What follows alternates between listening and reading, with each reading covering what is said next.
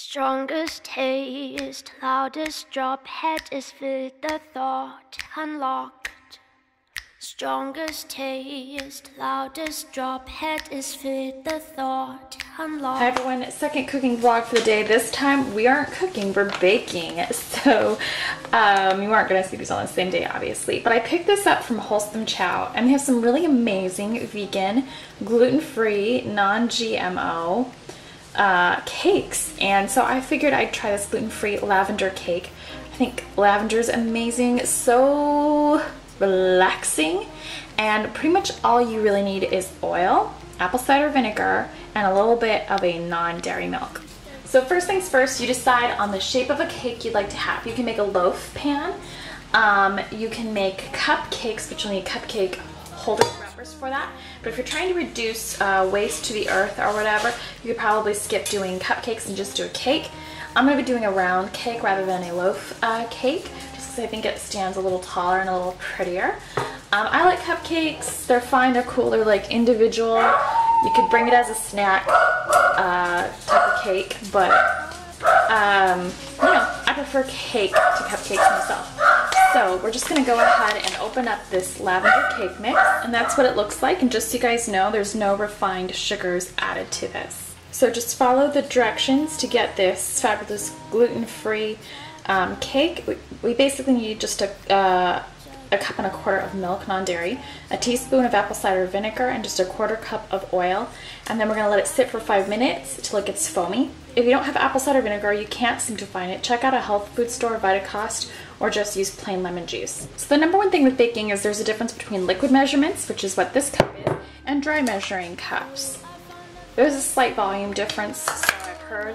Your recipe's not going to be damaged if you don't have one or the other. So it's entirely up to you if you don't want to dole out more money for measuring cup, but you can find cheap measuring cups. Just a quick recommendation for non-dairy milk here I have. You can use almond, I think it's an almond milk. I prefer this to soy, and this is Trader Joe's non-dairy almond beverage, vanilla, and it's naturally unsweetened. It's super creamy and soy-free. The thing about baking is you can't deviate, or the recipe will go completely awry, so be sure to follow directions entirely. Now that that's done, let it sit for 5 till it becomes a little acidic. Be sure to grease up and flour up. If you can't do gluten, then don't flour up this pan, but just be sure that it's got a little bit of like a vegan non-stick butter on there. Alright, so here's what it should look like when it's all foamy, and we're just going to whisk it. So now we're just going to whisk it. And then just get it all into the pan. It will rise when it bakes. And I know a lot of people love raw cake batter. I can't think of a safer one to eat than a vegan one.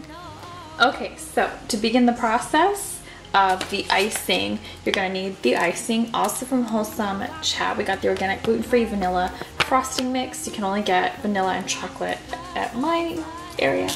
I'm not sure if they have other flavors elsewhere. So once you get your butter home, be sure to, you know, let it sit at room temperature for a while. Mine's been sitting out for hours because I've been lazy and I just need to relax. But so yeah, just make sure that it's soft so it'll go into the recipe very easily. So for 1 to 2 minutes,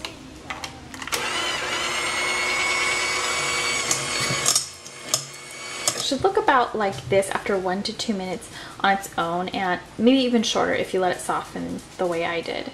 Add a teaspoon of almond milk. Now, oddly, this recipe recommends using shortening, butter, and regular milk, considering it's advertising itself as vegan, gluten-free, and all this other stuff. But I am doing the vegan version. So Earth Balance butter, the frosting mix, and the almond milk. Now, don't worry right away if your frosting doesn't start to come too. When it comes to frosting, it's generally at the end of the journey that you'll start seeing the frosting work out. Now I do have to tell you about one modification I made. This called for a teaspoon of almond milk, and I actually did a tablespoon, and I think that the frosting is much creamier. No, it did not ruin the recipe for me. It actually made it much more creamy. You can turn this into a very creamy chocolate by adding cocoa powder if you want, or even if you want to turn this into a lemon glaze, you can add lemon juice, because they do make a lemon version of this cake, and then it'd be very nice and creamy. So here is my cake. It looks a little moist on top because I did cover it after I baked it.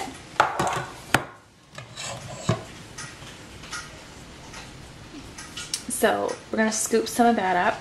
be sure to do sort of what I like to call, what I learned in baking when I took culinary classes, is sort of a crumb layer or a thin layer of frosting. I'm not going to need that so much with this cake, it's very smooth, but you're going to want to do like a thin layer where you could actually visibly still see the cake. This is more or less a good technique to know if your cake is darker than your frosting. That is a rooster. All right, layering.